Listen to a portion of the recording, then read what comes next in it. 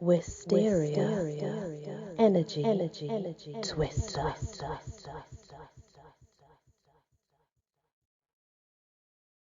Hello everyone, welcome back to my channel and to the Encyclopedia of Faeries.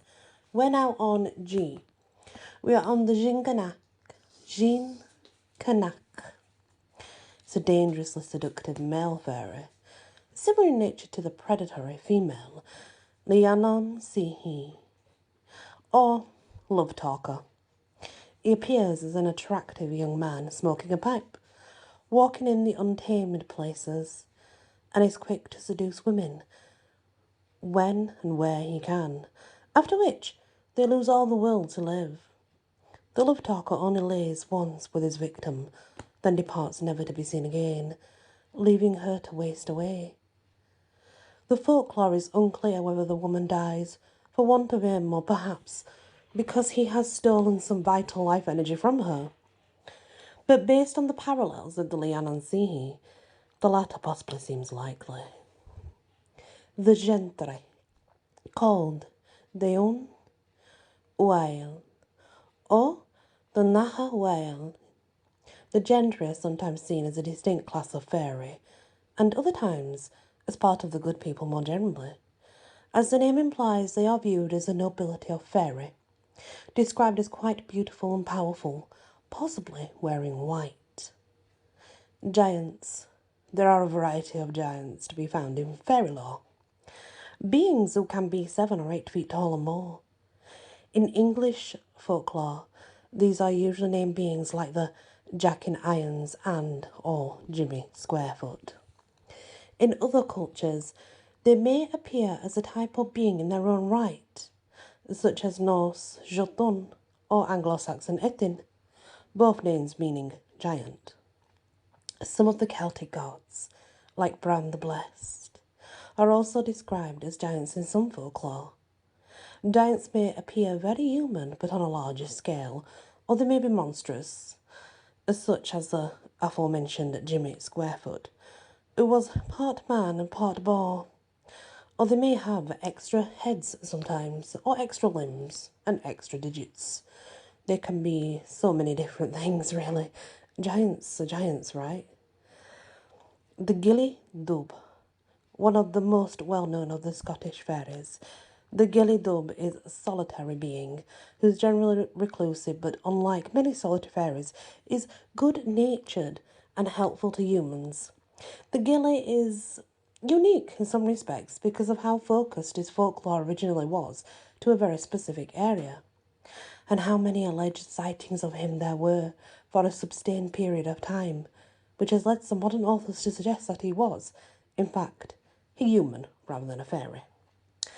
Despite this theory, the folklore around the Gilly Dub remains strong, and his stories continue to be told and have spread beyond the original home region.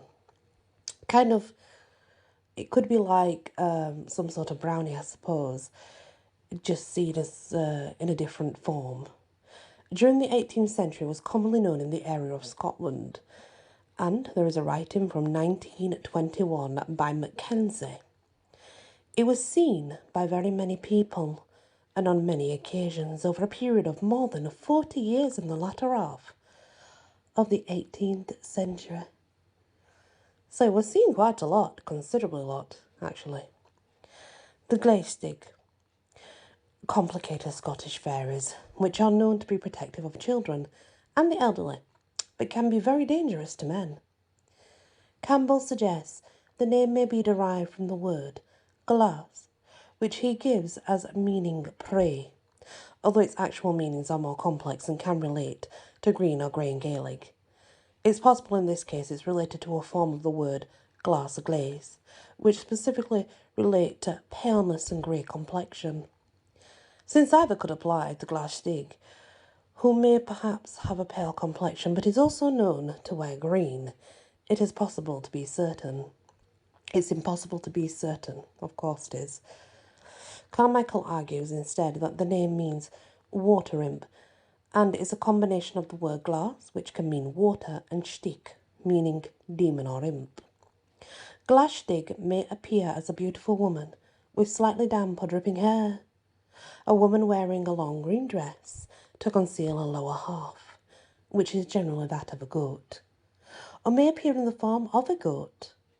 Dweller describes the Glashdig as supposed she-devil or hag in the shape of a goat, and a beautiful female fairy, usually attired in a green robe, seldom seen except on the bank of a stream, engaged in washing, also known as the Mark of the Inn, one green maiden. Campbell says she has a wan and grey face and wears a green dress. Bunce includes her among the ranks of the Fuathan, probably because of her association in some stories with water. Carmichael is unremittingly harsh in calling her a vicious creature, half woman, half goat, frequenting lonely lakes and rivers. She is much dreaded, and many stories are told of her evil deeds. The Glashdig is believed by some to have been a human woman who was taken by the fairies, transformed into one of their own. This may perhaps explain her kindness to children and older humans, although not her antipathy to the younger man. The benevolent tales of Glashdigs describe them as shapeshifters who can appear as young women or as goats, and who will help those humans they like by herding their cattle in exchange for some milk.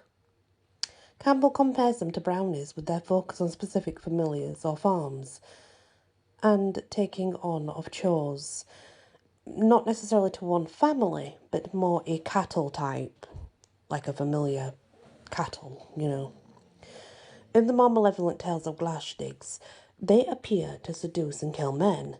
In those accounts, a Glashdig is described as a beautiful woman with the lower body of a goat, which she hides beneath her green dress. She seduces mortal men, and once in her thrall, she kills them and drains them of blood, kind of like a vampire. Like many fairies, the Glashdig is averse to iron.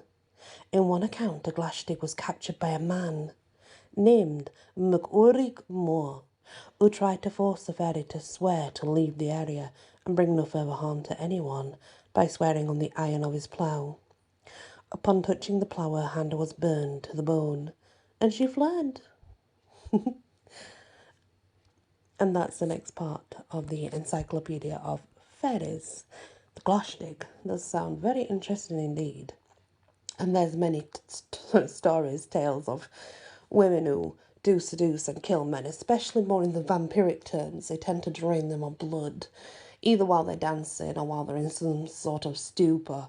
So she does seem to fit into a few categories. So it's hard to say. Maybe she just is them all, That could be a simpler answer. She just is them all. She's in the water. She's on the lands.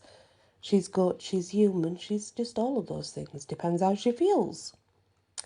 Thank you for listening to this part of the fairies, and many blessings. Wisteria, energy, twister.